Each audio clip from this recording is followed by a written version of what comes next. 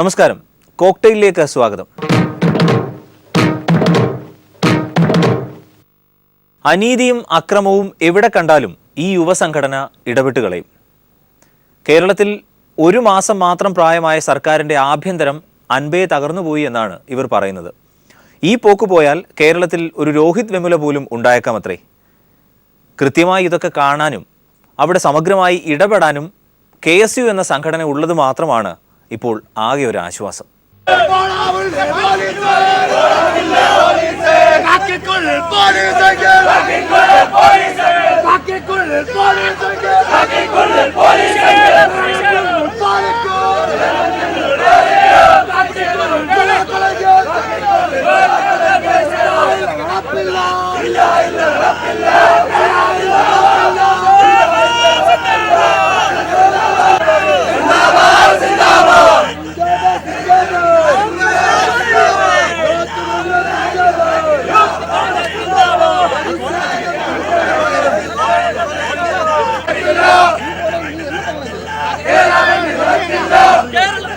തലശ്ശേരിയിലെ സംഭവത്തെ നമ്മൾ എന്ത് പേര് പറഞ്ഞു വിളിക്കും?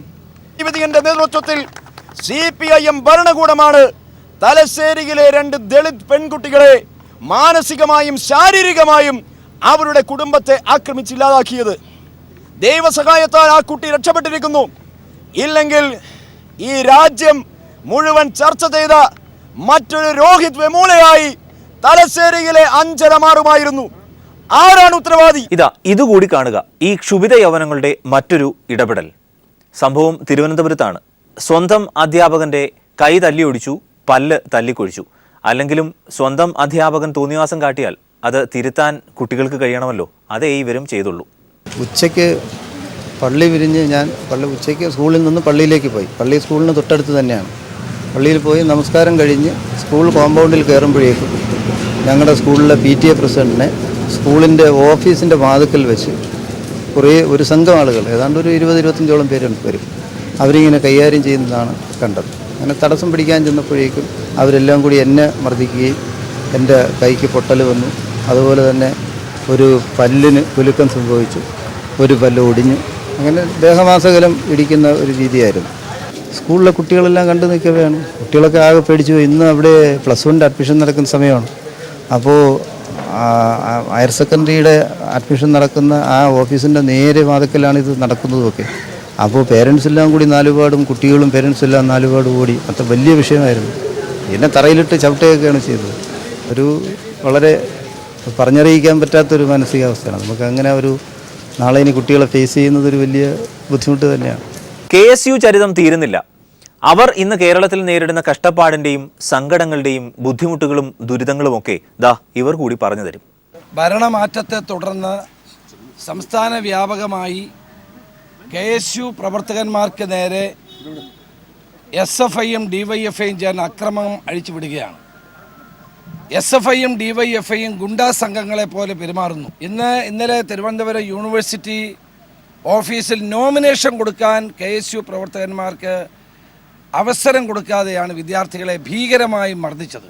സംസ്ഥാനത്ത് ഭരണത്തിൽ വരികയും പ്രതിപക്ഷത്ത് പോവുകയൊക്കെ ചെയ്യുന്ന ജനാധിപത്യത്തിൻ്റെ ഭാഗമാണ്. ഭരണമാറ്റമുണ്ടായി എന്ന് പറഞ്ഞുകൊണ്ട് KSU പ്രവർത്തകന്മാരെയും UDF പ്രവർത്തകരെയും വ്യാപകമായി കേരളത്തിൽ ആക്രമിക്കുകയാണ്. പോലീസിൻ്റെ നിഷ്ക്രിയത്വമാണ് കേരളത്തിലുടനീളം ഇത്തരം അക്രമ പ്രവർത്തനങ്ങൾ ഉണ്ടാകുന്നതിൻ്റെ പ്രധാനപ്പെട്ട കാരണം. പാവപ്പെട്ട KSU പ്രവർത്തകന്മാരെ പട്ടിയെ തല്ലുന്നത് പോലെയാണ് തിരുവനന്തപുരം യൂണിവേഴ്സിറ്റിയുടെ മുമ്പിലിട്ട് അടിച്ചത്. യാതൊരു പ്രകോപനവുമില്ലാതെ. തന്നെയുമല്ല, എതിർത്ത് 2 കുട്ടികൾ നൊയമ്പ് പിടിച്ചുകൊണ്ടിരിക്കുന്ന കുട്ടികളാണ്. നൊയമ്പ് പിടിച്ചുകൊണ്ടിരിക്കുന്ന കുട്ടികളെ പോലും ഭീകരമായി മർദ്ദിച്ചിട്ട് ഒരാളുടെ പേരിൽ പോലും കേസെടുക്കാൻ പോലീസ് തയ്യാറായിട്ടില്ല. വളരെ ഗൗരവത്തോടെയാണ് ഞങ്ങളിതിനെ കാണുന്നത്. ഒരു കാരണവശാലും ഇത്തരം നടപടികൾ അനുവദിക്കാൻ സാധ്യം. ഇന്നലെ യൂണിവേഴ്സിറ്റിയിലുണ്ടായ സംഭവങ്ങൾ അറിഞ്ഞുകൊണ്ടാണ് ഞാനിവിടെ വന്നത്. KSUവിൻ്റെ 3 നേതാക്കൾക്ക് ഗുരുതരമായ പരിക്ക് പറ്റി.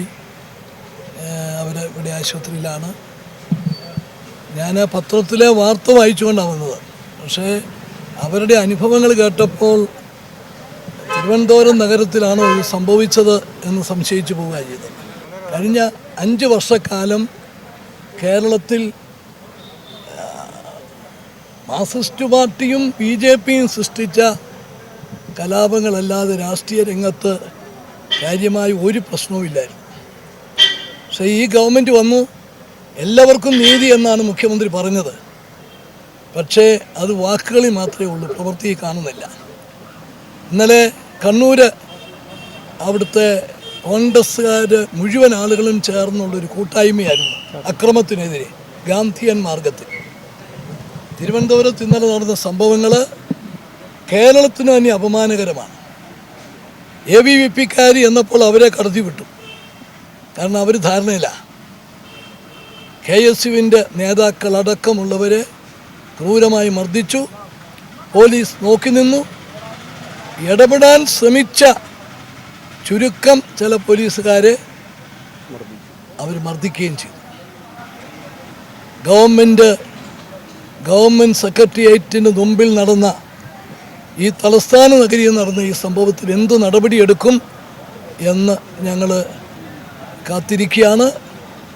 മുഖ്യമന്ത്രി പറഞ്ഞ വാക്ക് ജനങ്ങൾ വിശ്വസിക്കണമെങ്കിൽ ഇന്നലത്തെ അക്രമത്തിൽ മുൻപന്തിയിൽ ഇന്നത്തെ ഫോട്ടോകളിൽ, പത്രങ്ങളിൽ വന്ന ഫോട്ടോകളിലെല്ലാം ഇത് കാണാൻ സാധിക്കുന്നുണ്ട്. ആരാണ് അക്രമം കാണിച്ചത്, ആരാണ് അക്രമികൾ എന്ന് വ്യക്തമായിട്ട് കാണാൻ സാധിക്കും. കേരളത്തിൽ അക്രമങ്ങൾ വർദ്ധിച്ചു വരികയാണ്. ഇന്ന് കണ്ടതേ ഇല്ലല്ലോ, പകലൊക്കെ എവിടെയായിരുന്നു? ഒരു ഗവൺമെൻറ് അധികാരത്തിൽ വന്നതേ ഉള്ളൂ. ആ ഗവൺമെൻറ്റിനെ വിമർശിക്കുന്നതിൽ ഞങ്ങൾ വളരെയധികം മിതത്വം പാലിക്കുന്നുണ്ട്. പക്ഷേ ഇന്ന് നടക്കുന്ന അക്രമങ്ങൾ, വർദ്ധിച്ചു വരുന്ന അക്രമങ്ങൾ, അത് ഞങ്ങൾ ചൂണ്ടിക്കാണിക്കുക. പോലീസിൻ്റെ നടപടി ഞങ്ങൾ പ്രതീക്ഷിക്കുന്നു. നീതി ലഭിക്കുന്നില്ലെങ്കിൽ അതിനെതിരെ ശക്തമായി പ്രതികരിക്കും.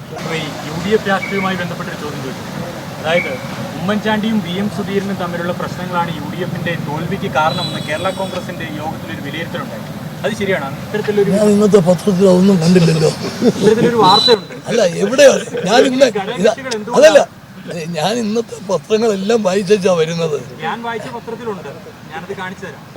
ഏത് പത്രമെന്ന് പറ. ഏത് പത്രമാണ്? കേരള